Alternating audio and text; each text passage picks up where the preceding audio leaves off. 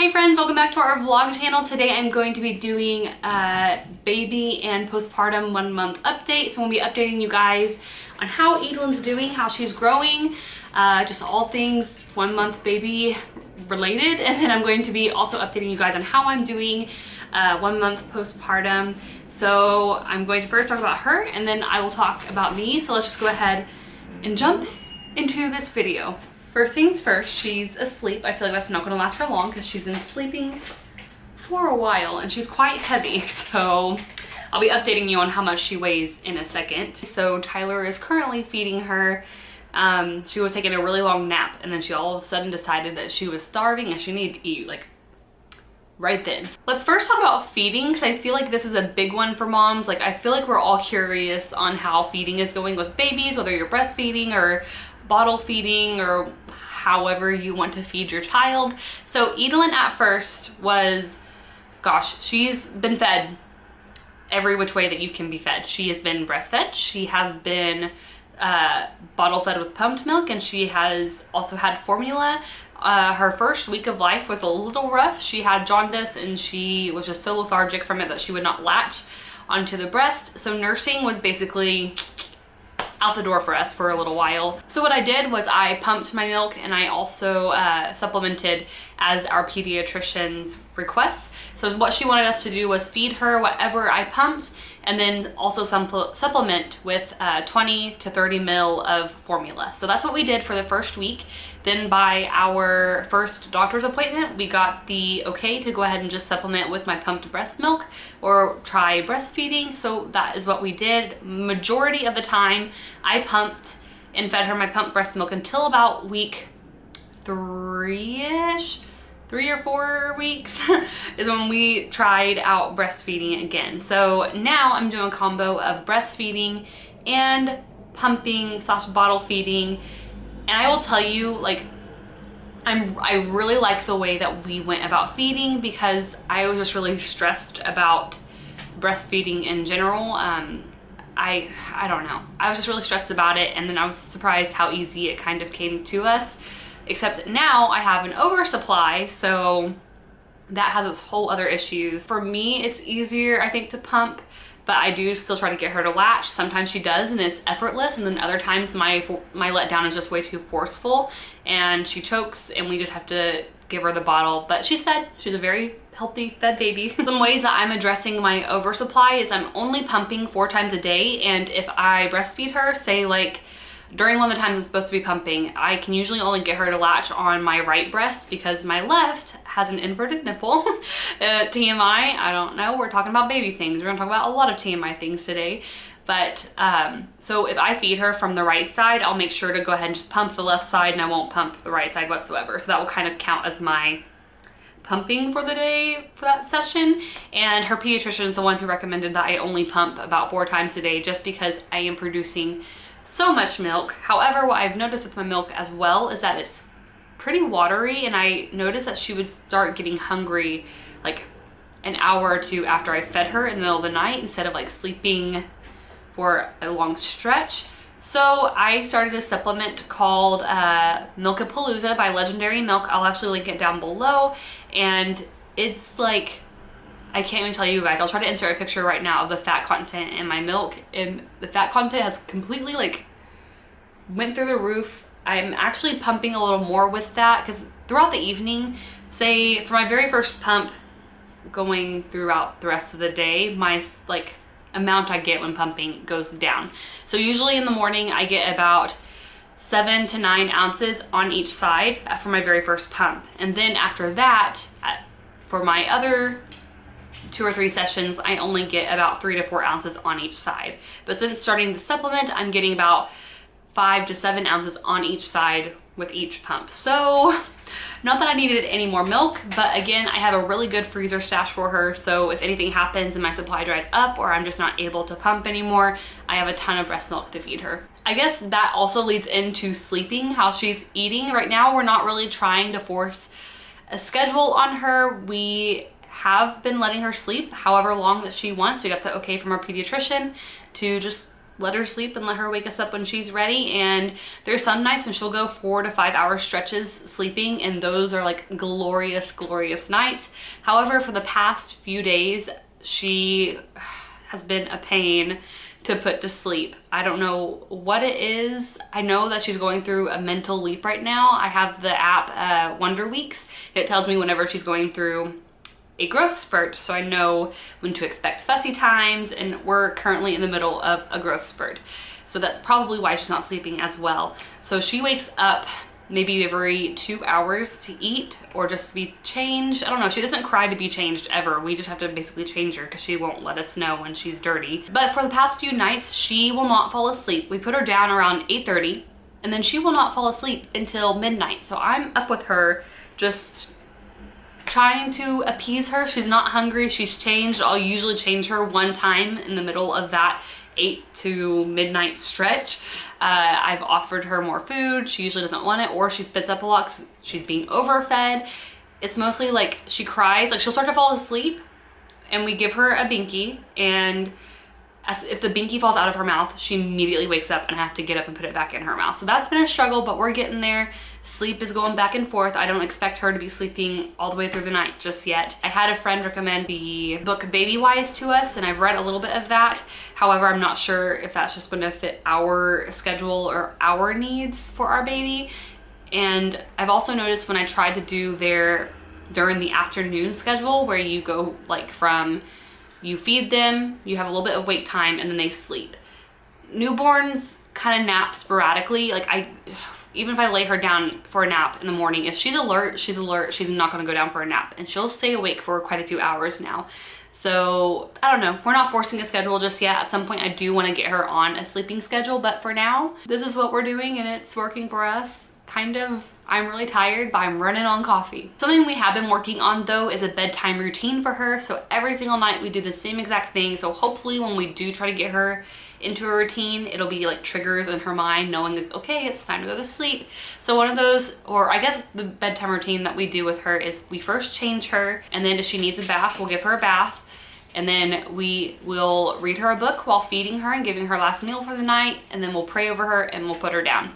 So that has been her bedtime routine. It's been working out well for us. I don't think she realizes that it means it's time for bed because she doesn't act tired whatsoever. At least we have a routine. We're getting there. Now I'm going to talk a little bit about her development, because I feel like the first month is crazy, mind-blowing how much she's already grown. So let's first talk about her weight, which I just weighed her. Holy moly, we have a big baby. She was born at 8 pounds 1 ounce. When we left the hospital, I think she was like 7 pounds 5 ounces or something like that. We got her back up to birth weight pretty fast, and now she weighs 11 pounds, like 11 and a half pounds ish, a little less than 11 and a half pounds, which is crazy to me that she's already an 11-pound baby.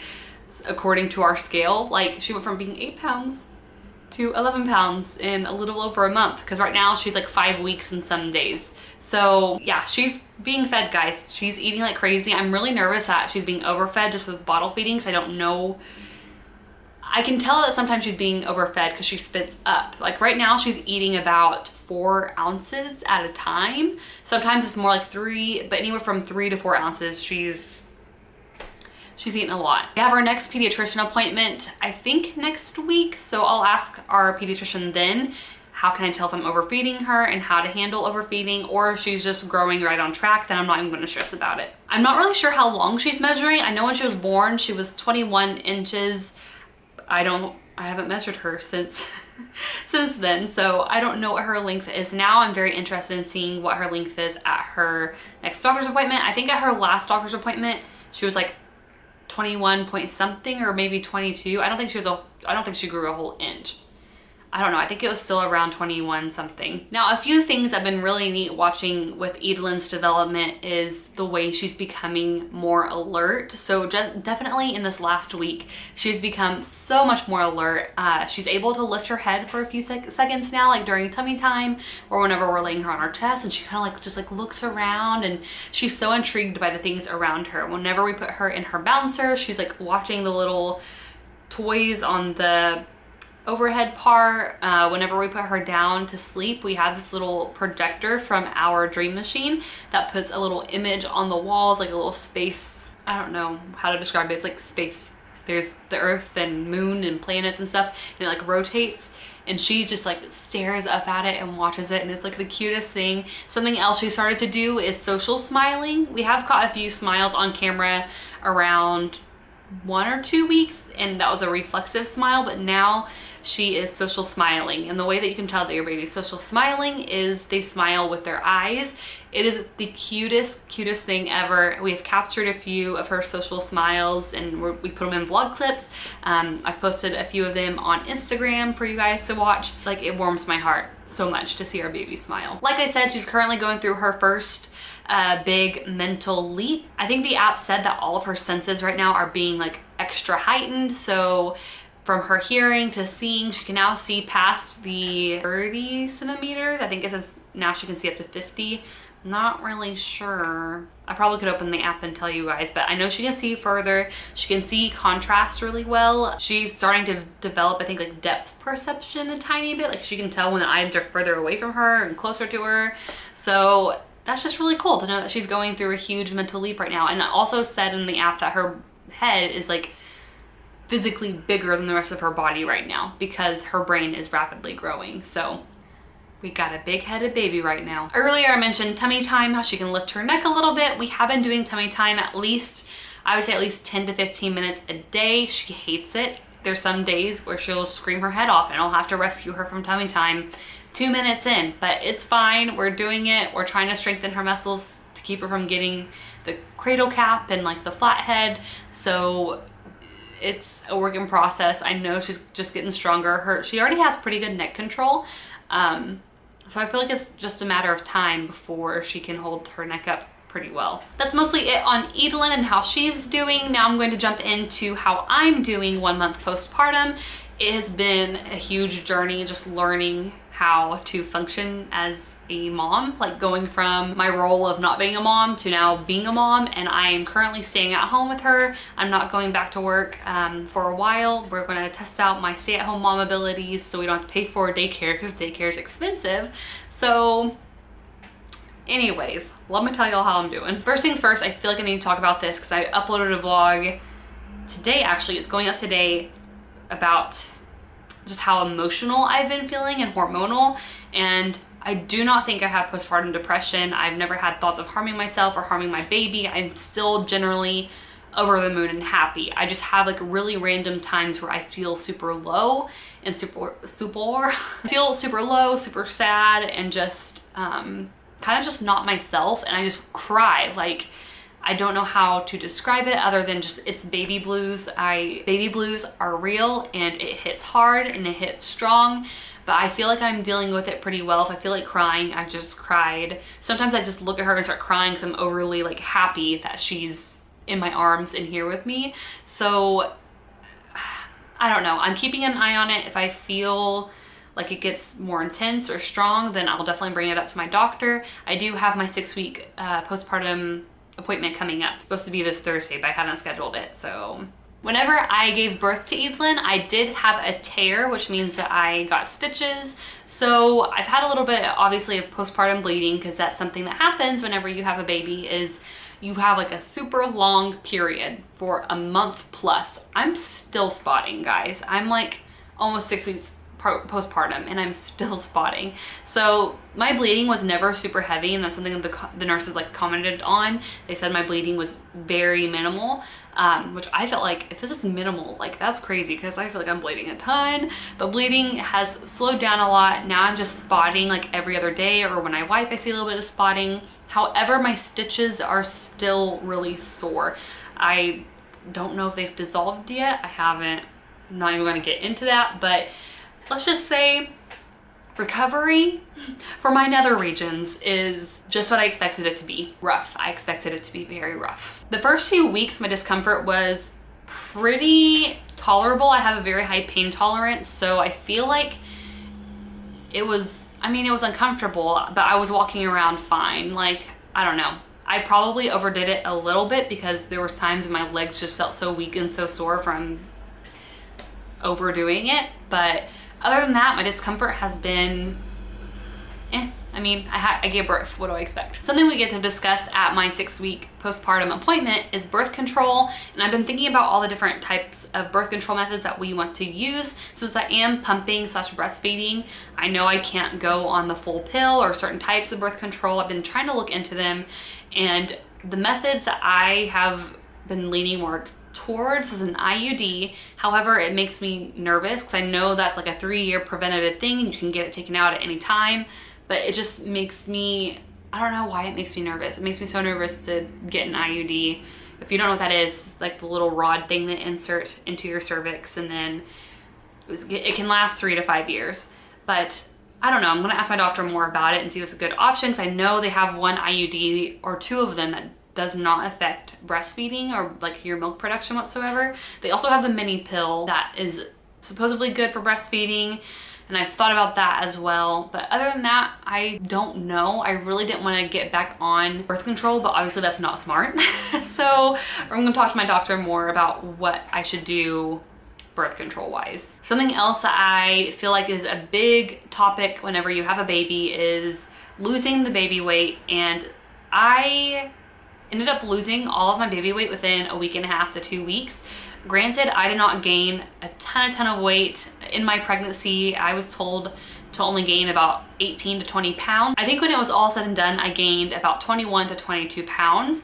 And then half of that was obviously her, because she was 8 pounds. And then once I delivered the placenta and everything. So I am actually back down to my pre-pregnancy weight. I'm actually 2 pounds less than what I weighed pre-pregnancy. And I think that is just from pumping and breastfeeding. Like, breastfeeding is doing my body well, and it helps me get down to my pre-pregnancy weight. And I'm eating like crazy, guys. One, I told myself I was allowed 6 weeks to eat whatever the crap I wanted because of my gestational diabetes. I was very deprived from cravings. Sadly, my 6 weeks comes to an end this Thursday, so I want to start getting back on my health game.